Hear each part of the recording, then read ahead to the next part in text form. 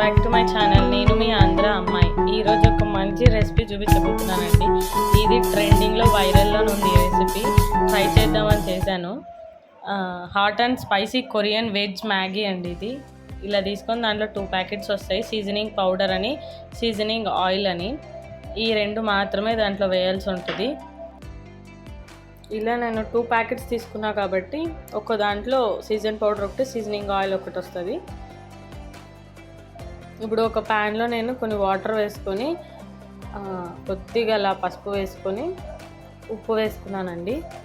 ఎందుకంటే ఆ నూడిల్స్ అన్నీ బాగా ఉడికించుకోవాలి కదా మ్యాగీ, అందుకని ఇలా వేసాను. నార్మల్గా కొంతమంది ఉప్పు వాటర్ అండ్ సాల్ట్తో ఉడికిస్తారు, బట్ నేను పసుపు వేసాను. ఇలా ఉడికించుకోవాలండి. సరిపోకపోతే ఇంకా కొన్ని వాటర్ వేయాలి కూడా. నేను తక్కువ వేసాను. చూడండి ఇలా ఉడుకుతుంది మ్యాగీ. మినిమం ఒక 10-20 మినిట్స్ ఉడికించానండి నేనైతే.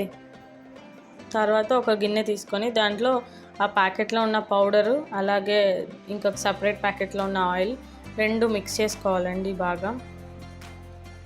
ఇదిగో నేను చూపిస్తున్నాను కదా, సేమ్ అలానే వేసి 2 మిక్స్ చేయండి బాగా.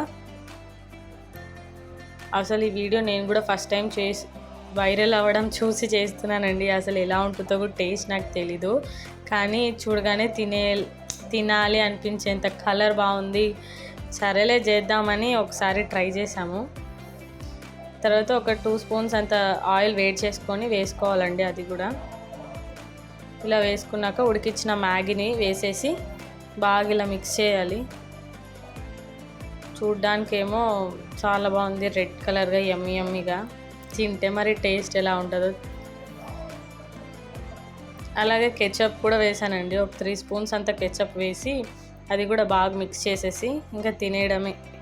అబ్బో చాలా టూ స్పైసీగా ఉందండి. కొరియన్ ఫుడ్ మాత్రం చాలా స్పైసీగా ఉంది. నేను ఏమి ఇంగ్రీడియంట్స్ వేయలేదు, ఇంత స్పైసీగా ఉంది. ఇంత కారం అసలు ఎవ్వరు తినలేకపోయినారండి. Thank you for watching. Keep stay in my channel. Bye.